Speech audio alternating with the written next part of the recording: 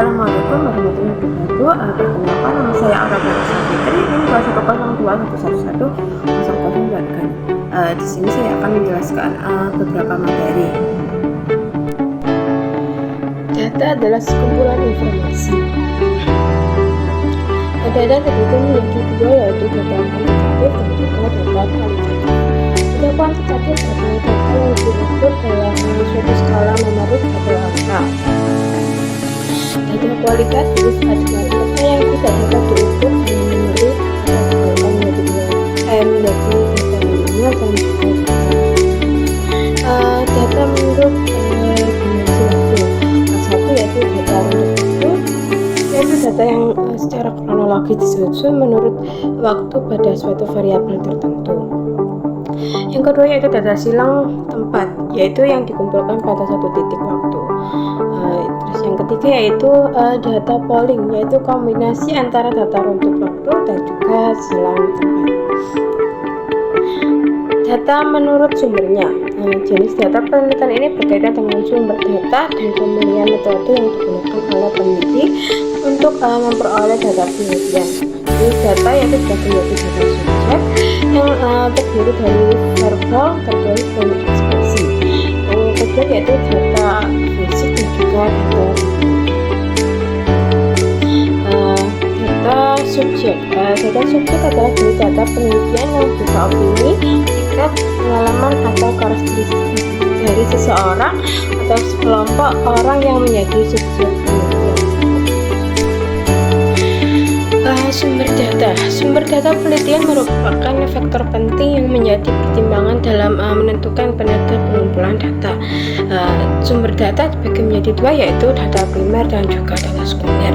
Data primer adalah data subjek dan juga data fisik, sedangkan data sekunder yaitu data dokumenter. Sumber data primer. Data primer merupakan sumber data penelitian yang diperoleh langsung dari sumber asli atau tanpa perantara. Data sekunder merupakan sumber data penelitian yang diperoleh peneliti secara tidak langsung melalui media perantara atau diperoleh dari pihak lain.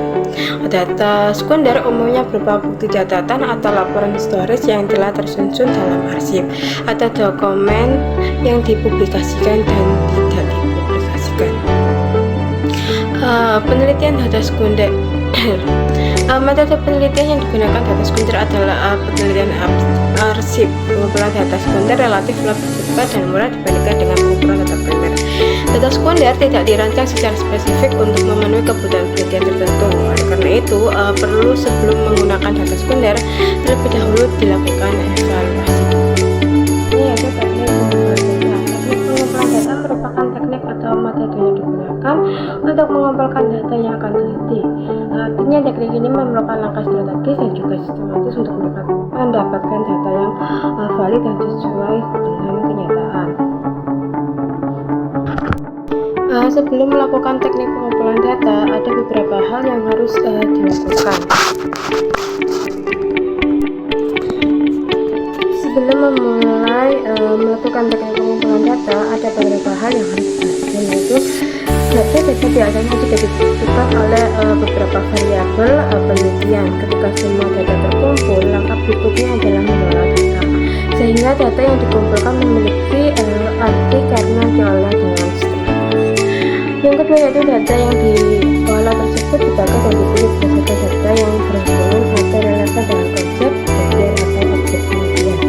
Data biasanya berbentuk huruf, angka, simbol, gambar, dan lain.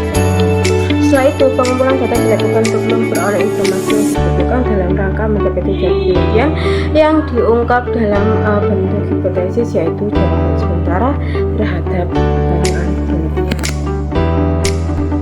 Berikut ini ada 8 tahap atau proses yang harus dilakukan sebagai tahap pengumpulan data. Yang pertama yaitu 1. Tinjauan literatur dan konsultasi dengan ahli. Proses atau tahapan pertama yang harus dilakukan untuk mengumpulkan data yaitu mengumpulkan informasi yang berhubungan dengan masalah penelitian. Yang kedua yaitu mempelajari dan melakukan pendekatan terhadap kelompok masyarakat di mana data akan ditemukan. Tahap kedua atau proses yang dilakukan setelah tinjauan literatur adalah peneliti harus mempelajari atau melakukan pendekatan terhadap kelompok masyarakat dan kemudian penelitiannya bisa diterima dan juga berkaitan dengan yang ketiga yaitu pembinaan dan memanfaatkan hubungan yang baik dengan responden dan lingkungannya. Tahap selanjutnya adalah membina hubungan baik dengan responden dan lingkungannya, yang termasuk pada mempelajari bagaimana kebiasaan ini dilakukan responden dan cara berpikir mereka, melakukan sesuatu, bahasa yang digunakan dan lain sebagainya untuk menentukan penelitian. Yang keempat yaitu uji coba pilot studi.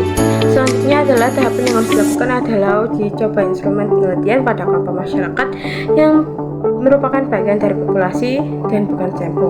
Maksudnya untuk mengetahui apakah instrumen yang digunakan cukup dipahami, bisa digunakan komunikatif atau tidak, dan lain sebagainya.